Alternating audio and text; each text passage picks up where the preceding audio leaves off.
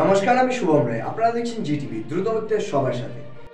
বহরমপুর পৌরসভার বেশ কিছু ওয়ার্ডে ভোটে নির্বাচনী প্রচার শেষ করলেন মঙ্গলবার সকালে বিজেপি প্রার্থী ডক্টর নির্মল সাহা।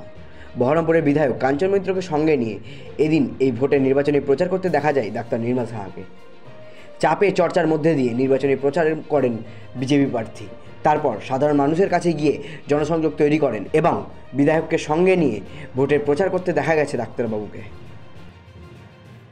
আমি তো খুব আশাবাদী। আমি বললাম, মোদির বিরুদ্ধে তো এখনও পর্যন্ত কেউ কোনো কথা বলতে পারছে না। এখনও পর্যন্ত মানুষের মুখে বা কোনো রাজনৈতিক দলের মুখে মোদি খারাপ বলে শব্দটা ব্যবহার করতে পারিনি। এখনও পর্যন্ত আপনারা বলুন না সাংবাদিকরা, মোদি কি খারাপ কাজ করেছে যদি বলি। শুধুমাত্র তো সাম্প্রদায়িকতার ছাড়া আর কোনো অভিযোগ নেই। তো এরপরে মোদি ম্যাজিক কাজ করবে না তো কী করবে? মানুষ যদি কাজ করে, মানুষ যদি কাজ পায়, দেখতে পায় তার বাড়িতে শৌচাগার হচ্ছে, সেই দেখতে পায় বাড়িতে ছাদ হচ্ছে, সেই দেখতে পায় বাড়িতে রেশন আসছে, তার জল যাচ্ছে, গ্যাস যাচ্ছে, উজালা যাচ্ছে, তাহলে মানুষ কেন মোদির বিরুদ্ধে যাবে?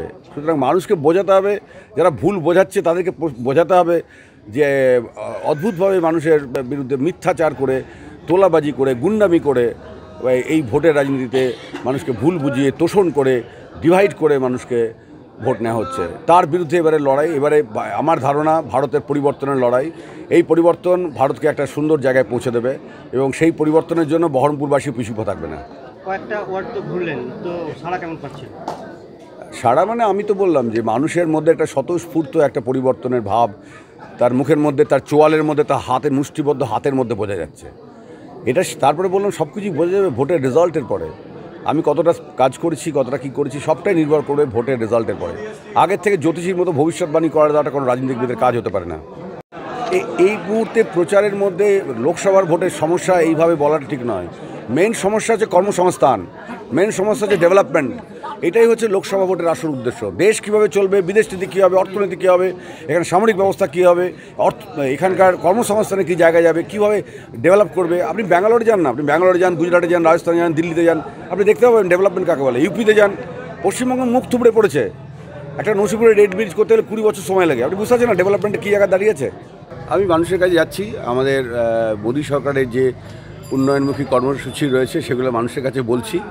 মানুষের মধ্যে একটা অদ্ভুত সাড়া রয়েছে। মানুষ চাইছে পরিবর্তন হোক, কারণ মানুষ চাইছে যে পশ্চিমবঙ্গে যেভাবে চলছে সমস্ত কিছু নষ্ট করে দিয়ে স্বাস্থ্য, শিক্ষা, আইন, বিচার ব্যবস্থা সমস্ত কিছুকে নষ্ট করে দেওয়া আছে, ধ্বংস করে দেওয়া আছে। সব কিছু টাকার বিনিময় হচ্ছে, চাকরি থেকে শুরু করে সমস্ত কিছু। তার বিরুদ্ধে মানুষের জনমত তৈরি হয়েছে এবং মানুষ স্থির করে ফেলেছে কাকে ভোটে দেবে। এই মানুষের ভোটটাকে বোঝার জন্য আমরা বাইরে এসেছি এবং আমরা বুঝতে পারছি মানুষ দৃঢ়ভাবে প্রস্তুত যে বর্তমান সরকারকে ছুঁড়ে ফেলে দেওয়ার জন্য।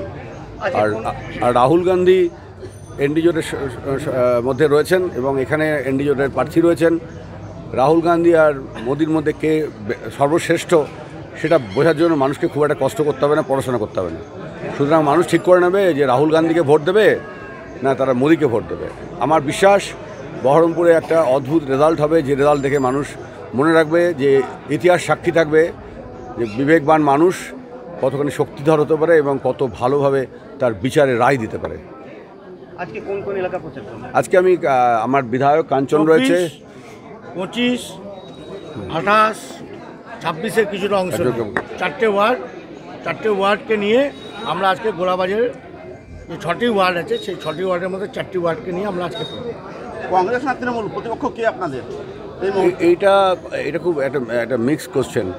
এটা সহজভাবে উত্তর দেওয়া সম্ভব নয়, কারণ এটা একটা ঘোড়া রেসের মতো, দৌড়াতে থাকে সবাই, শেষে একজন ফার্স্ট হয়। আমি সেই দিনটার জন্য অপেক্ষা করছি যেদিন রেস শেষ হবে, তারপরেই বলা যাবে প্রতিপক্ষকে কে 1 নম্বরে, কে 2 নম্বরে, কে 3 নম্বরে। আপনারা এতক্ষণ দেখছিলেন জিটিভি, দ্রুত হচ্ছে সবার সাথে।